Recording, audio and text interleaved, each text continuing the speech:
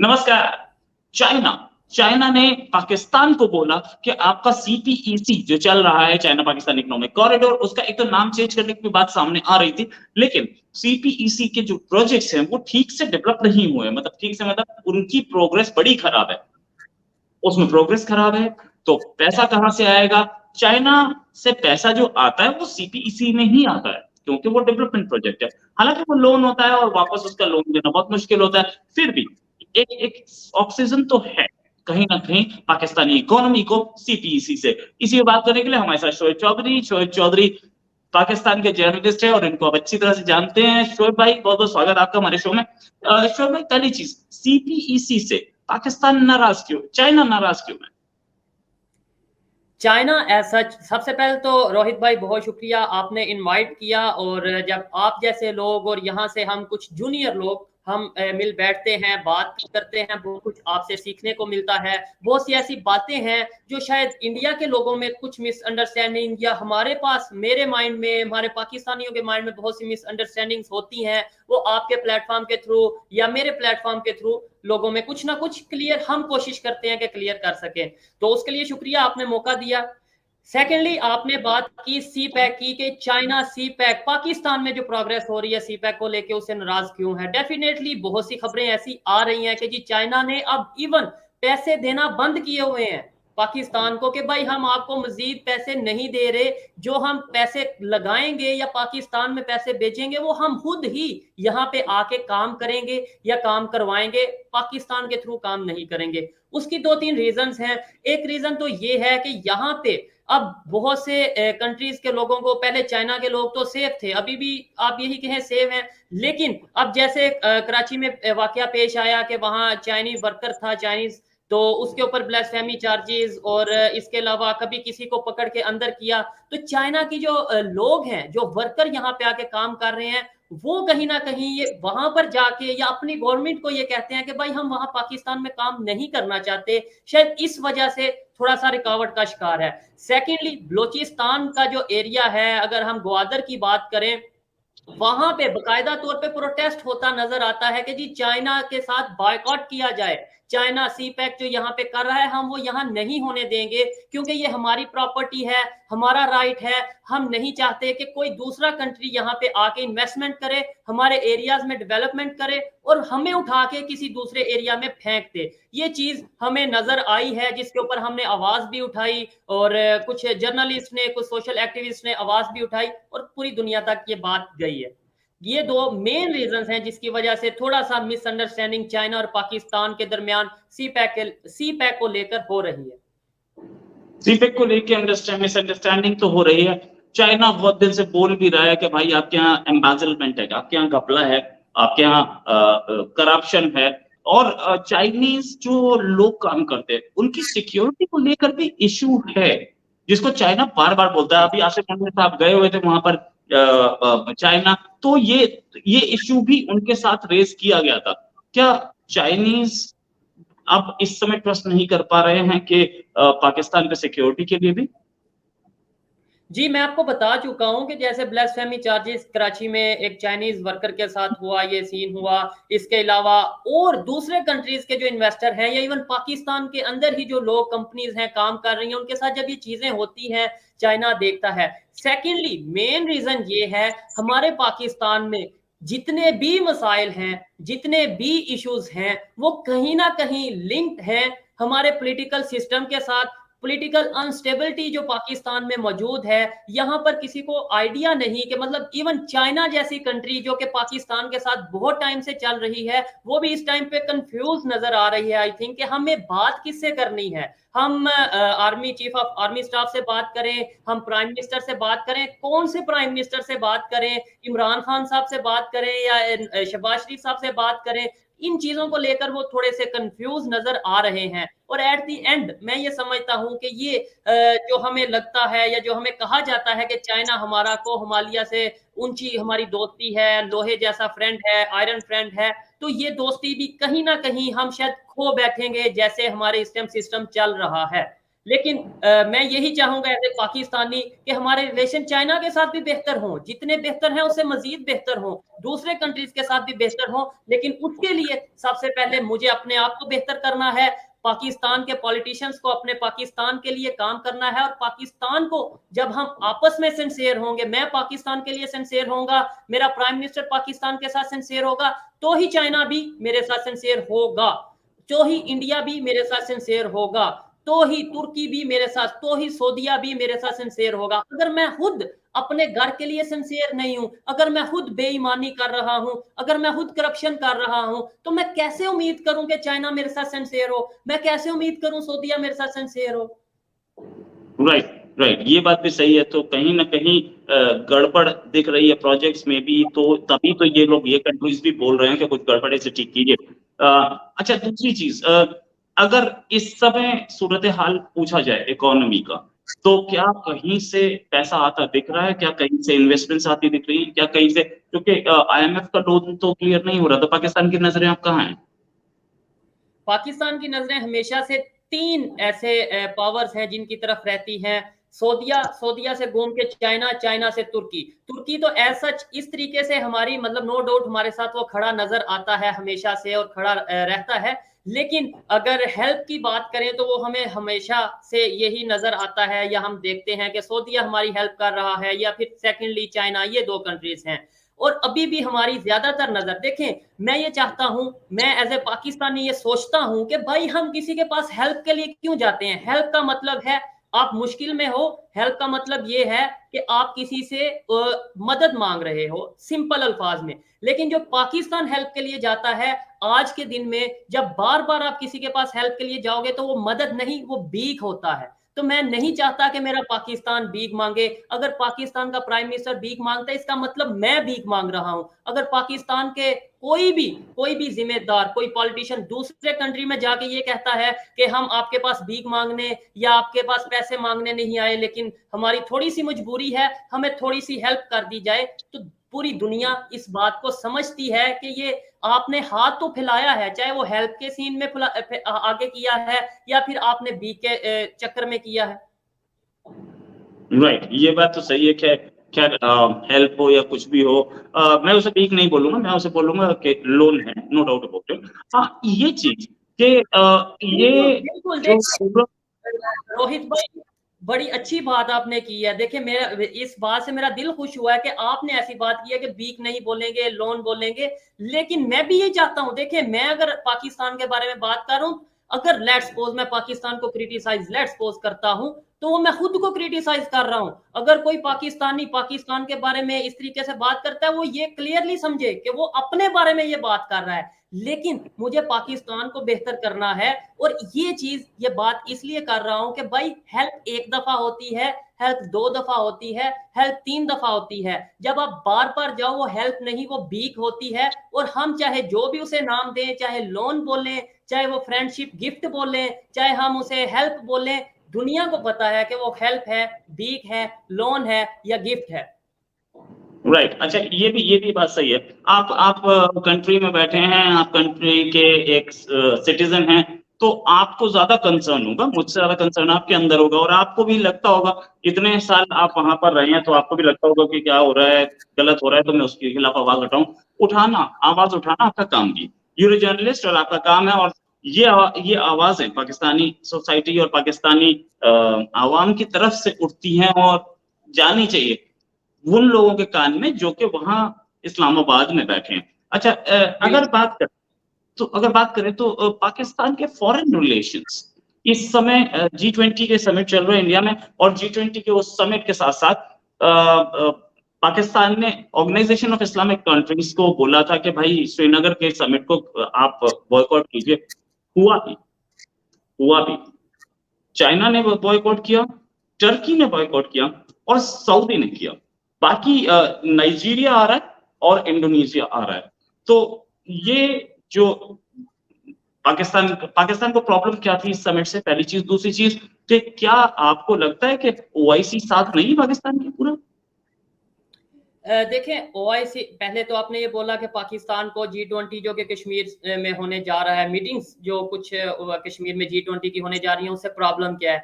हमें ये बताया जाता है, पाकिस्तान के लोगों को ये बताया जाता है कि भाई प्रॉब्लम ये है कि कश्मीर एक डिस्प्यूटेड एरिया है, तो डिस्प्यूटेड एरिया में इस तरीके से इंटरनेशनल मीटिंग्स को जो अगर इंडिया कर रहा है तो वो बेहतर नहीं है, हमें ये चीज़ बताई जाती है। सेकेंडली ये बताया जाता है कि कश्मीर हमारा है और जब हम नहीं चाहते तो कश्मीर में कुछ नहीं होना चाहिए इस तरीके से।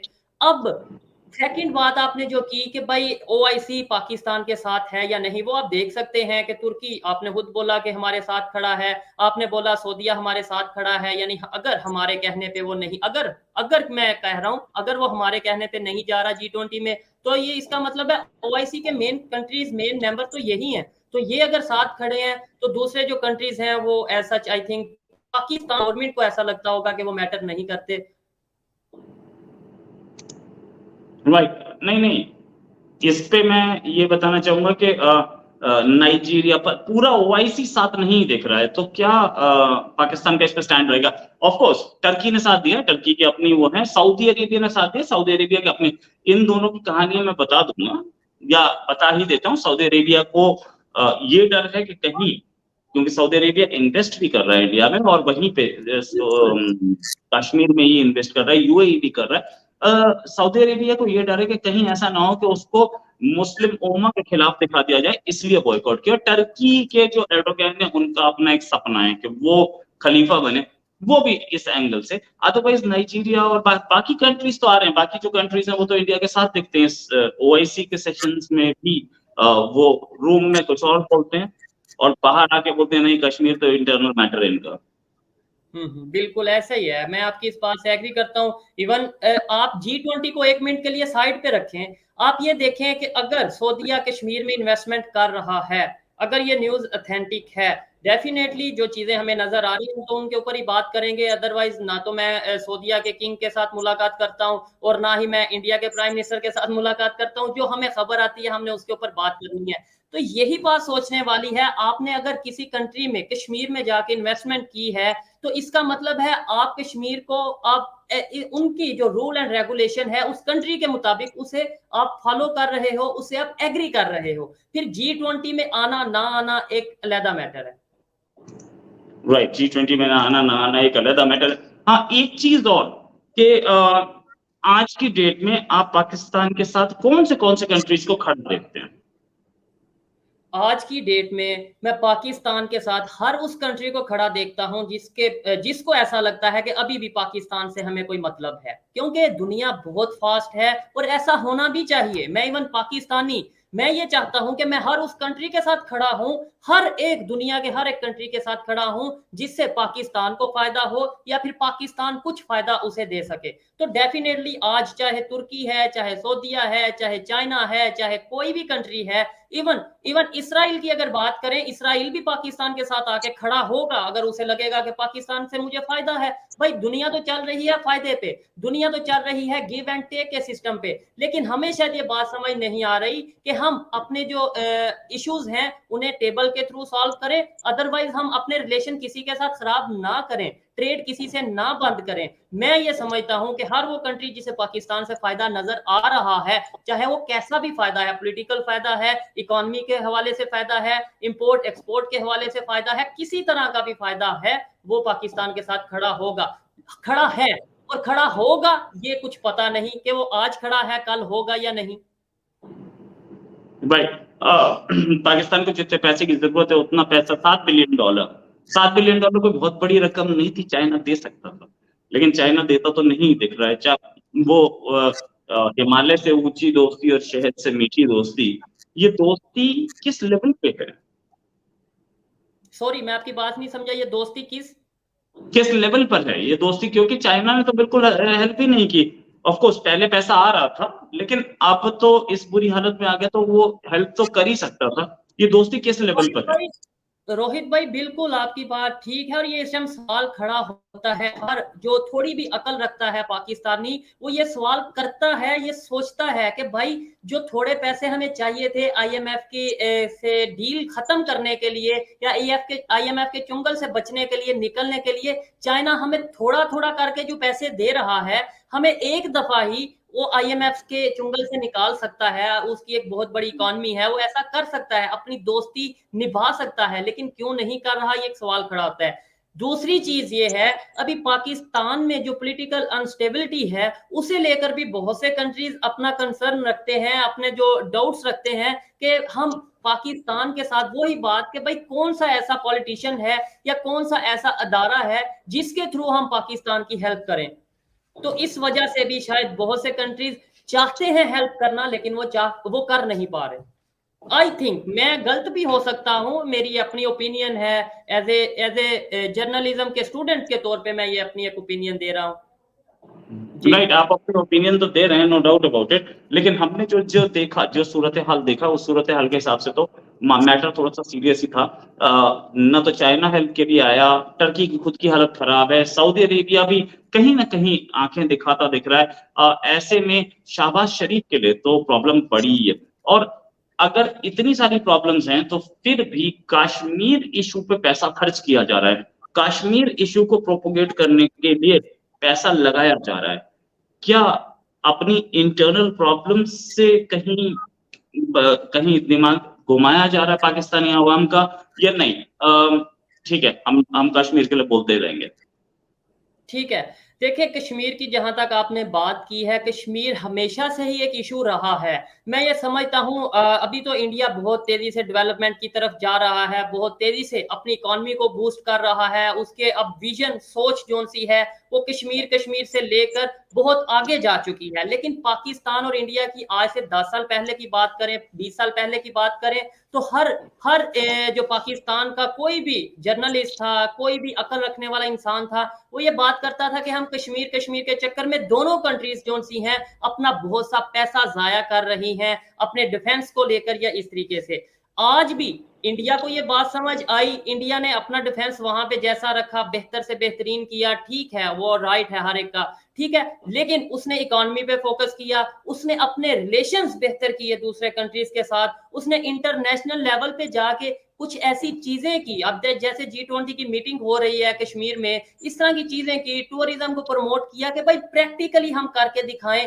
लेकिन पाकिस्तान में इशू ये रहा है कि हम हमेशा से नारा लगाते आए हैं, कश्मीर बनेगा पाकिस्तान, और इस तरीके से सिर्फ नारे लगाते आए हैं। अब पाकिस्तान की पब्लिक इन नारों से शायद फ्रस्ट्रेट हो चुकी है, इन नारों से तंग आ चुकी है, और कहीं ना कहीं बहुत से सवालात उठते नजर आ रहे हैं।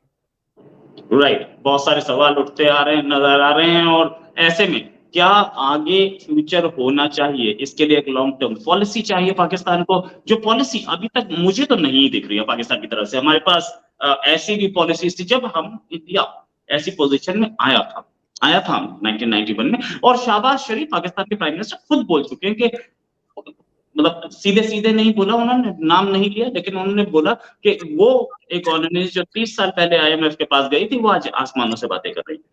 इंडिया ने बहुत सारी चीजों पर फोकस किया था। फोकस किस पे किया था? हमने अपनी एजुकेशन सेक्टर पे, हमने प्राइवेटाइजेशन पे, हमने फोकस किया था फॉरेन इन्वेस्टमेंट पे, हमने VDIS लाए थे, voluntary disclosure of income scheme, यानी कि ब्लैक मनी जो है वो सिर्फ डिस्क्लोज किया, टैक्समैन आपको परेशान नहीं करेगा। और आप आइए मेन स्ट्रीम में, ऐसी कोई चीज, या प्राइवेटाइजेशन, मुझे ऐसी कोई चीज नहीं दिख रही है। क्या पाकिस्तान डिमांड्स भी नहीं मान रहा? क्या क्या हालत है बिजली और तेल की कीमतों? देखें, आपने बोला 91 की, आपने इंडिया की एग्जांपल दी कि जब इंडिया भी बहुत इस तरीके से कंडीशन में था और बहुत परेशानी का सामना था इंडिया को भी, इकोनॉमी को लेकर या ओवरऑल बहुत से क्राइसिस थे। मैं एक पॉजिटिव थिंकर के तौर पे, एक बेहतर सोच रखने वाले इंसान के तौर पे, बेहतर सोच रखने वाले पाकिस्तानी के तौर पे आज भी यही उम्मीद करता हूं कि शायद हम भी उसी पोजीशन से गुजर रहे हैं कि अब हमें डू और डाई वाली पोजीशन पे हैं कि या तो हमें कुछ बेहतर करना है, इस टाइम पे हमें कुछ ना कुछ रेवोल्यूशन लानी है, कुछ ना कुछ बेहतरी लानी है। पाकिस्तान की जो यूथ है उसे ये इस टाइम ऐसी पोजीशन पे आके खड़ी हो चुकी है कि अब हम पीछे तो जा नहीं सकते, और आगे हमें खाई, जैसे चलता आ रहा है पिछला सिस्टम, वही सिस्टम अगर चलता रहेगा तो आगे हमें खाई नजर आ रही है। इसलिए अब हमें अपनी सोच बदलनी है, और सोच बदलती मुझे नजर आ रही है। अगर मैं यहाँ पे बैठकर बोल रहा हूं, अगर मैं यहाँ पर बैठकर बात कर रहा हूं कि भाई हमें नहीं लड़ाई चाहिए, भाई हमें नहीं ये चीजें चाहिए, हमें जंग नहीं चाहिए, हमें ये नहीं चाहिए कि कौन बॉर्डर पे कितनी ऊंची टांग उठाता है। हमें मुकाबला जरूर इंडिया से करना है, लेकिन वो करना है एजुकेशन में। हमें मुकाबला किसी भी दुनिया की कंट्री से करना है, लेकिन वो करना है इकोनॉमी में। ये सोच अब पाकिस्तान के लोगों में आने की जरूरत है, और ये सोच शायद आ रही है। मैं अपनी बात करता हूं, मुझ में ये सोच आ चुकी है, और मैं अपने इर्द गिर्द ये सोच फैला रहा हूं। Right, right. ये थे शोएब चौधरी जो कि बोल रहे थे कि क्या सिचुएशन है इस समय पाकिस्तान में और इकोनॉमी पे। सीपीईसी में क्या सूरत हाल है और चाइना की तरफ से इन्वेस्टमेंट्स या सऊदी अरेबिया की तरफ से इन्वेस्टमेंट्स कैसे आ रही हैं। इकोनॉमी धीरे धीरे रास्ते पे आती दिख रही है, और अभी तक कोई रेडिकल चेंज नहीं है जिसकी जरूरत थी। ड्रास्टिक चेंज की जरूरत है क्योंकि इकोनॉमी की सूरत हाल बहुत ही खराब है। हल्की चेंजेस बहुत इस इकोनॉमी को तो नहीं निकाल पाएंगे। इसी के साथ थैंक्स अ लॉट, धन्यवाद शोएब चौधरी जी, आपका हमारे साथ ज्वाइन करने के लिए। उम्मीद है जल्दी एक डिस्कशन और करेंगे। अभी के लिए नमस्कार, धन्यवाद। बहुत शुक्रिया आपका, बहुत शुक्रिया।